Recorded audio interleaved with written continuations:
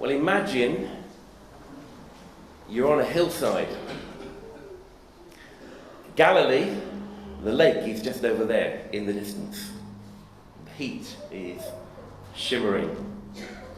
There's a rocky outcrop.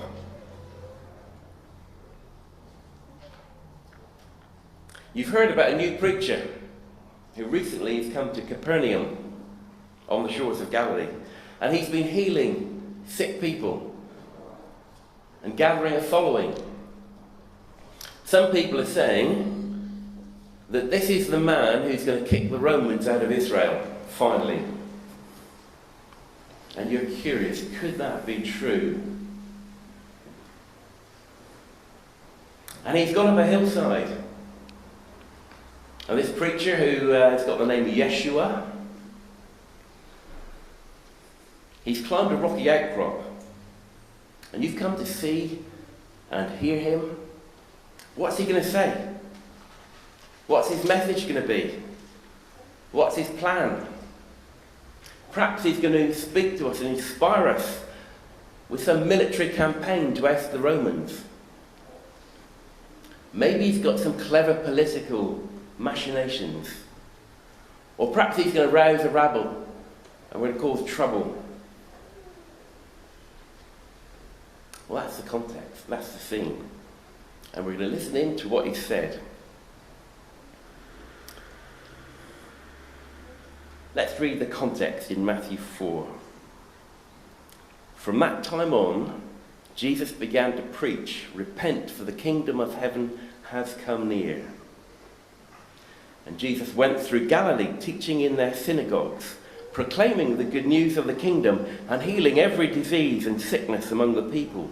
News about him spread all over Syria, and people brought to him all who were ill with various diseases, those suffering severe pain, the demon-possessed, those having seizures, and the paralyzed, and he healed them. Large crowds from Galilee, the Decapolis, Jerusalem, Judea, and the region across the Jordan followed him. Now when Jesus saw the crowds, he went up on a mountainside.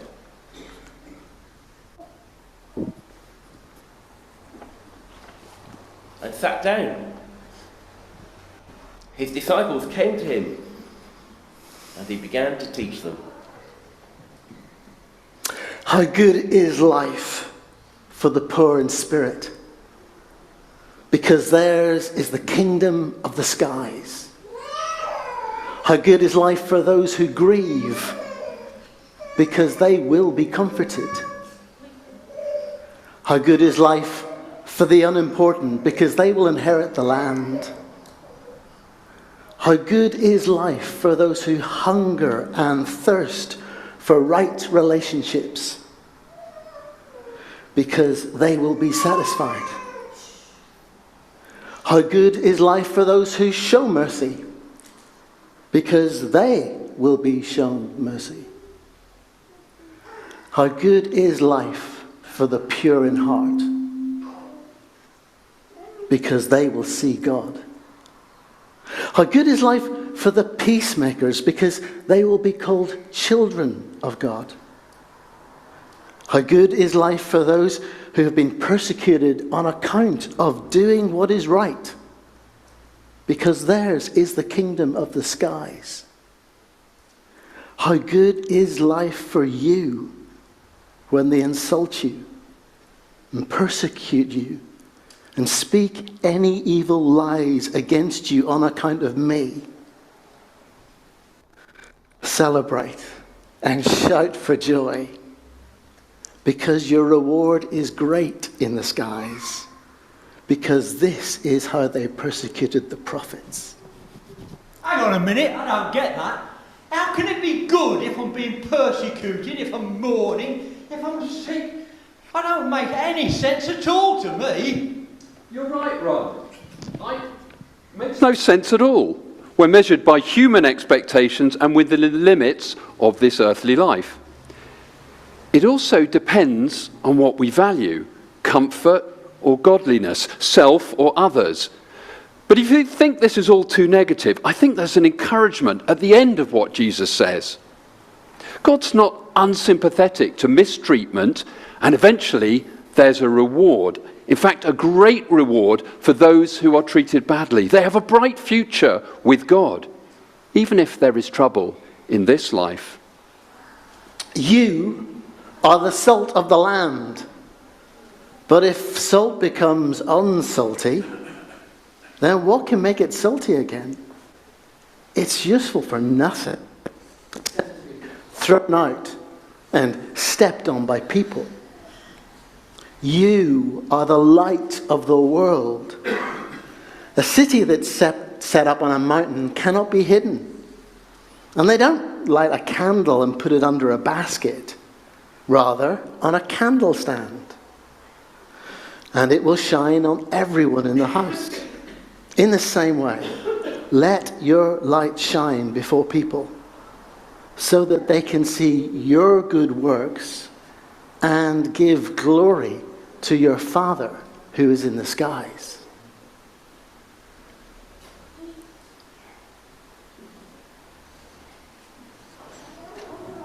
Hang on, I thought Jesus said he's the light of the world. I just don't get it. How can we be light too? Yes, Jesus was and is the light of the world. He brings hope and freedom and joy into a dark world. But he also says we can be like him. We need to think and act like him, and in that way we can shed a little of his light.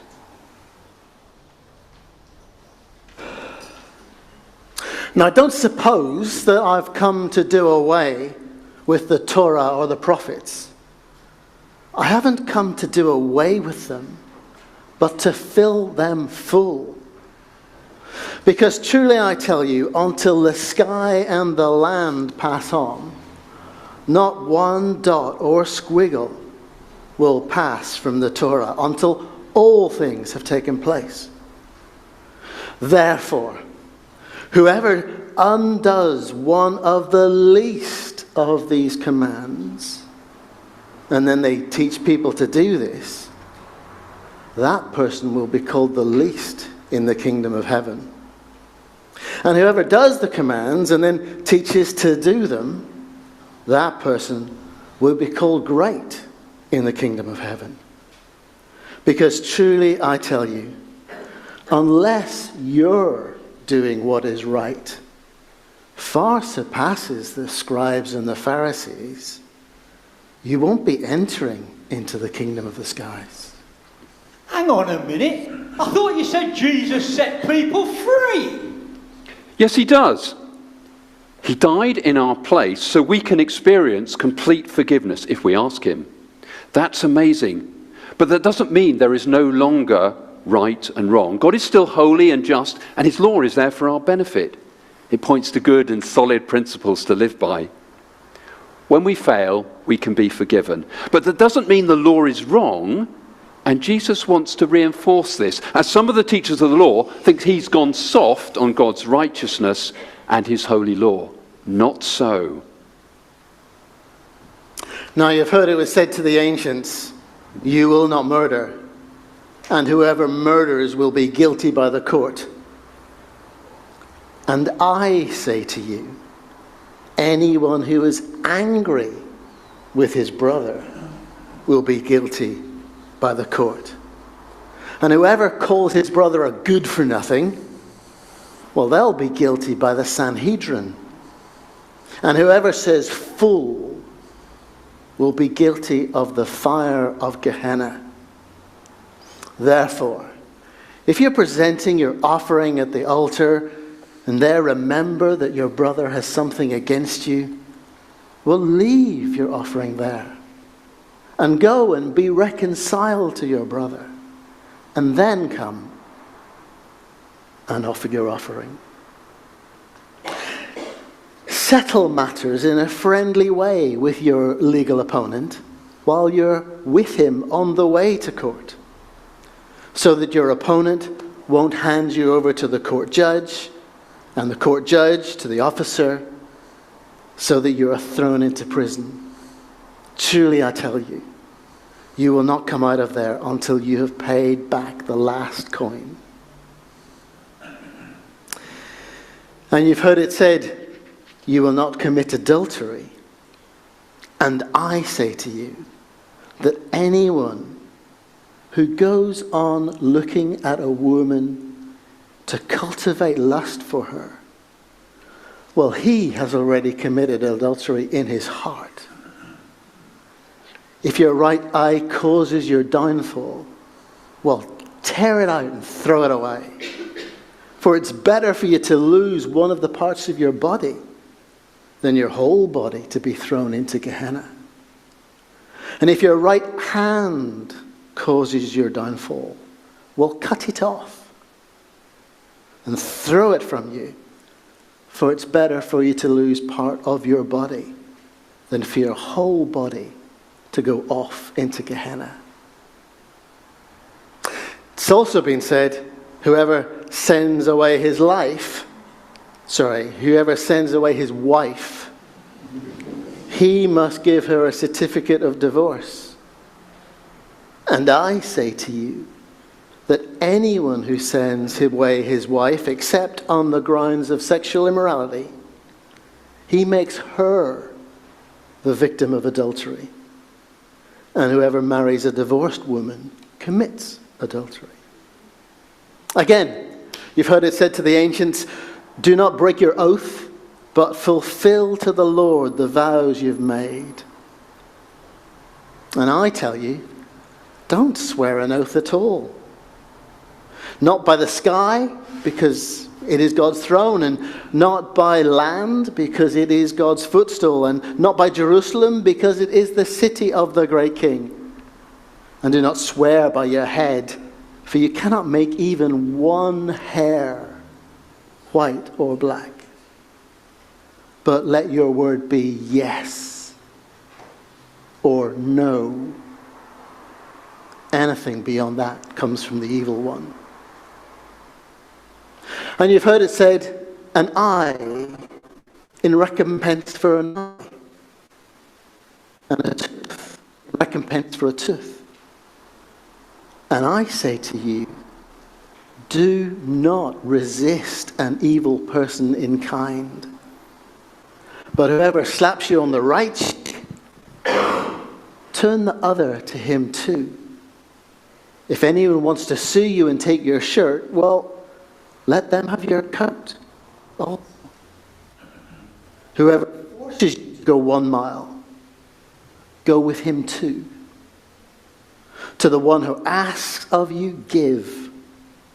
And the one who wants to borrow from you, don't turn them away. You've heard that it was said, you will love your neighbor and you will hate your enemy. And I say to you, love your enemies and pray for those who persecute you, so that you will be children of your Father who is in the skies. For he causes his sun to rise on the evil and on the good. And he sends rain on the righteous and on the unrighteous. For if you love those who love you, well, what reward do you have? Do not even tax collectors do the same? And if you greet only your brothers, what more are you doing than others? Do not even the nations do the same? Be whole, therefore. You are to be whole, as your Father in the skies is whole. Wait, let's get this straight. By calling someone a good for nothing, I'm in danger of the fires of hell? That's a bit OTT. And how about being whole? What does that mean? Yes, Gilly, I agree. This is a tough one. Jesus isn't pulling his punches. It's powerful language. But I think he wants to shock us into changing our attitudes and behaviours. He knows how precious each person is, and calling someone a good for nothing or a nasty piece of work or anything remotely like that is unacceptable. Remember that God made each of us and knitted us together as embryos in our mother's wombs. And Jesus won't have anyone deriding his own beautiful and individual craftsmanship. As for being whole, then he wants us to become more like him. That's why he's challenging our thinking. He wants us to think like him differently, not going along with the flow of our own understanding or conforming to our culture, but to live differently. Now, be careful about your doing what is right. Don't do it in front of people for the purpose of it being seen by them. If you do, you will have no reward from your Father who's in the skies. So then, when you do acts of generous giving, don't signal them with a trumpet before you, like the hypocrites do in the gathering places and alleyways, for the purpose of being honored by people. Truly, I tell you, they have fully received their reward. But you, when you do your acts of generous giving, don't let your right hand know what your left hand is doing, so that your generous giving is done in hiddenness. And your Father, who sees what is done in hiddenness, he will fully reward you. Hang on a minute. Just now Jesus said we should be lights to be seen, and then we shouldn't be seen. Which is it? I'm confused. We don't need to be confused, Peter. He does want us to be lights in a dark world, but not if our motive is to show off and get the praise from others. Our good deeds must be to glorify God and not us. We're serving him and not bigging ourselves up. And when you pray, well, don't be like the hypocrites, because they love to pray while standing in the gathering places and in the corners of wide streets for the purpose of being visible to people. Truly, I tell you, they have received their reward. But you, when you pray, enter into an inner room and shut the door so you can pray to your Father in hiddenness. For your Father, who sees what is done in hiddenness, will fully reward you.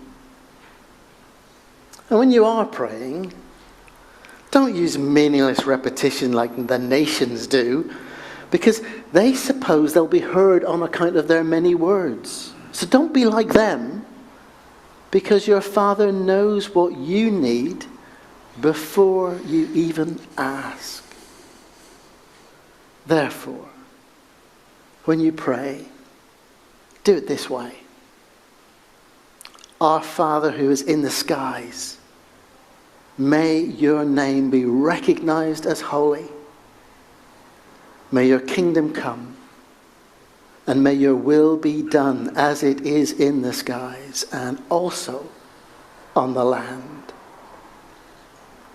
Our daily provision of bread, give to us today. And forgive us our debts, just as we also have forgiven those indebted to us. And don't lead us to be tested, but deliver us from the evil one. For if you forgive people their transgressions, your Father in the skies will also forgive you. But if you will not forgive people, and neither will your Father forgive your transgressions. And when you fast, don't look gloomy like the hypocrites, for they make their faces disfigured so that their fasting will be visible to people. Truly, I tell you, they have fully received their reward. But you, when you fast, anoint your head with oil, wash your face, so that your fasting won't be visible to people, but to your Father in a hidden way. And your Father who sees it, he will fully reward you. I get this praying bit, but, giving up food, I like my food too much for that. I just don't understand it. Yeah, I agree. Giving up food for a period isn't normal or natural. But that's the whole point. By giving up something we need every day and are dependent on, it's a way we can show symbolically that we're trusting in God alone and relying on Him. It's got health benefits too. We should try it more often. And don't store up for yourselves stored wealth on the land, where moth and nibbler can ruin, and where thieves break in and steal. But store up for yourselves stored wealth in the sky, where neither moth nor nibbler can ruin, and where thieves can't break in and steal. For where your stored wealth is, there your heart will be also. Now, the lamp of the body is the eye. So then, if your eye is genuine and generous, your whole body will be radiant. But if your eye is bad and greedy, your whole body will be dark. If then the light that is in you is darkness, how great is the darkness? No one is able to serve two masters. He'll either hate one and love the other, or will be devoted to one and will despise the other. You are not able to serve God and wealth. Because of this, I say to you, don't worry about your life being, what you will eat or what you will drink, not even about your body, what you'll put on. Isn't the living self more than food and the body more than clothing? Look at the birds of the air, how they don't sow and they don't harvest and they don't gather into barns, and yet your Father in the skies feeds them. Aren't you all much more valuable than them? And who among you is able to add an hour to your lifespan by worry? And about clothing, well, why do you worry? Pay attention to the lilies of the field, how they grow. They don't labor, they don't weave cloth. But I say to you that not even Solomon, with all his honor, clothed himself like one of them. Now, if the grass of the field which is there today and tomorrow is tossed into the furnace is clothed this way by God, won't He much more clothe you all? You who have so little trust. So then, don't worry saying, what will we eat, or what will we drink, or what will we wear for clothing? For the nations, they constantly seek after all these things. And your Father in the skies knows that you need them. Rather, first of all, seek His kingdom and doing what is right by Him, and all these things will be added to you. So then, don't worry about tomorrow. Tomorrow can worry about itself. Each day has enough trouble of its own. I worry about all sorts of things. Paying the rent, feeding the kids. The last couple of years have been especially tough. Yes, it can be hard to trust God. We're so used to trusting ourselves or a healthy bank balance, if we have one. But Jesus says God is generous and kind and loves us. And unlike us, He has no shortage of resources. That's the way to think. Now, do not judge so that you will not be judged. Because with the judgment that you judge, you will be judged. And with the measure that you measure, it will be measured to you. Why do you see a speck in the eye of your brother, but don't see the beam in your eye? Or how can you say to your brother, allow me to take the speck out of your eye? But look, there's a beam in your eye. Hypocrite. First, take the beam out of your eye, and then you can see clearly to take the speck from the eye of your brother. And don't give what is holy to dogs, and don't throw your pearls before pigs, so they don't trample them, and with their feet and turning around, they will tear you apart. Hang on a minute. Now he's saying don't help people. Don't help someone with grit in their eye. That's not very kind, is it? No, I don't think you've quite grasped what he's saying here, Peter. He's not saying don't help people, but he is saying don't find fault with other people, especially as you might be guilty of having the same fault. Check our own understanding and actions first. We are our own responsibility. Others answer to God, not to me. We can help each other, but we must never condemn each other and find fault.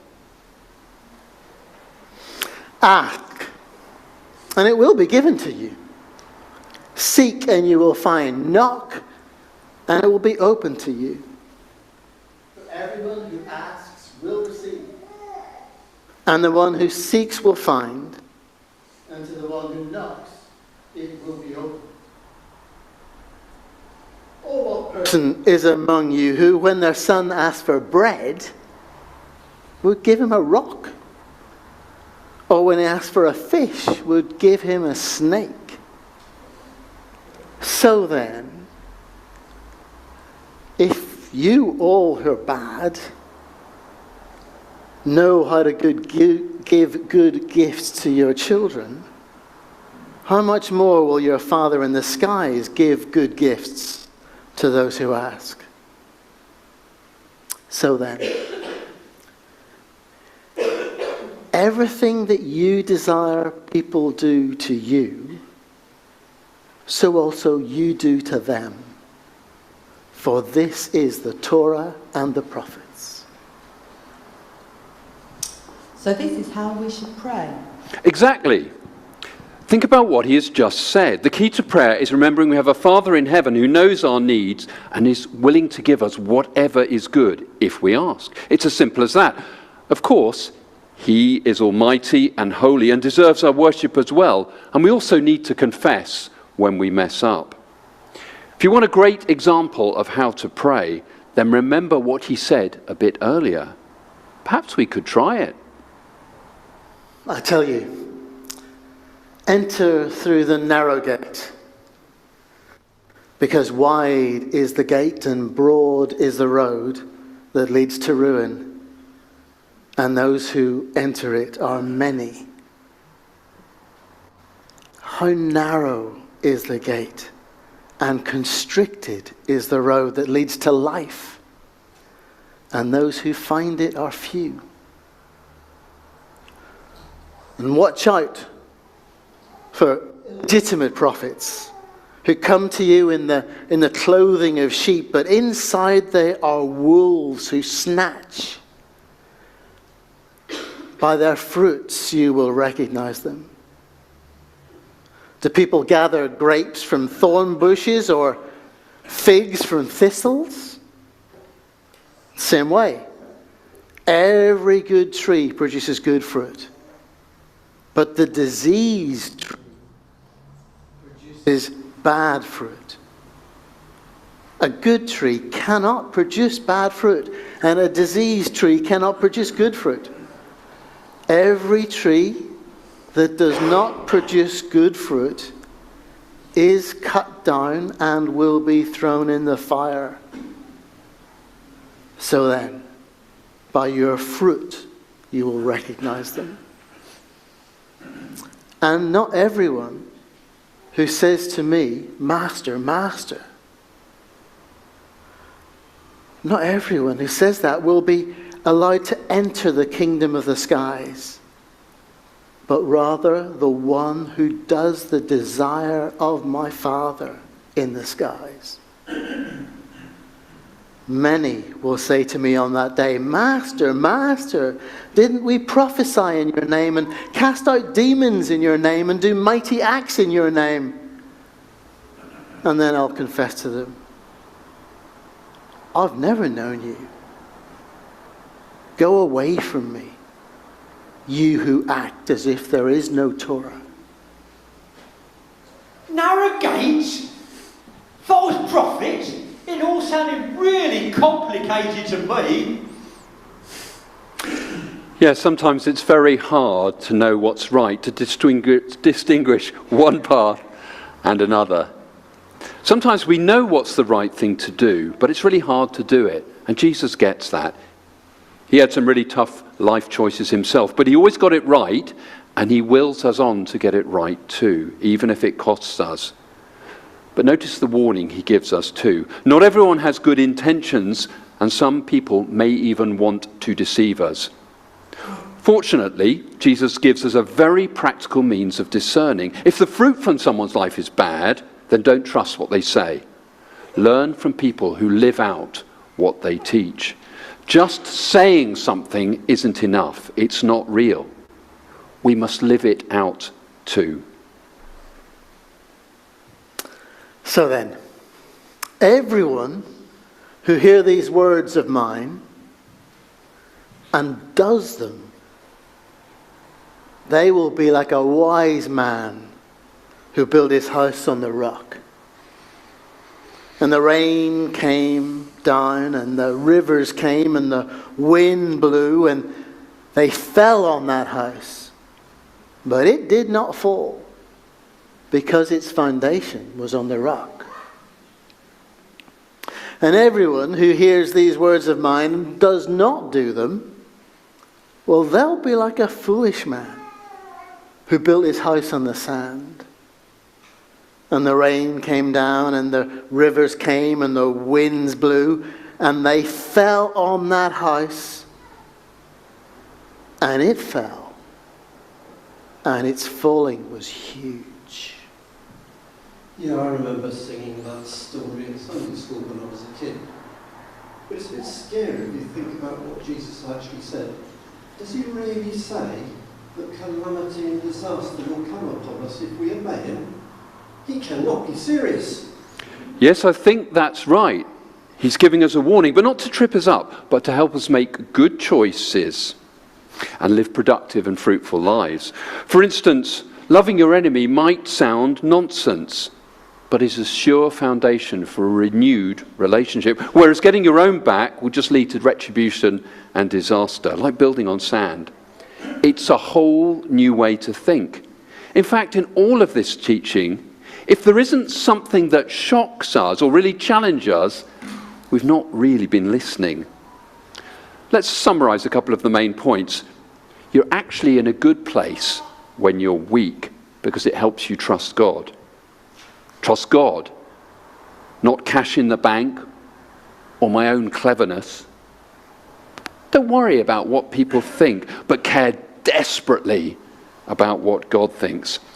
It's all radical teaching and counter-cultural, then and now. The thing is, Jesus lived out all of this, authentically, always.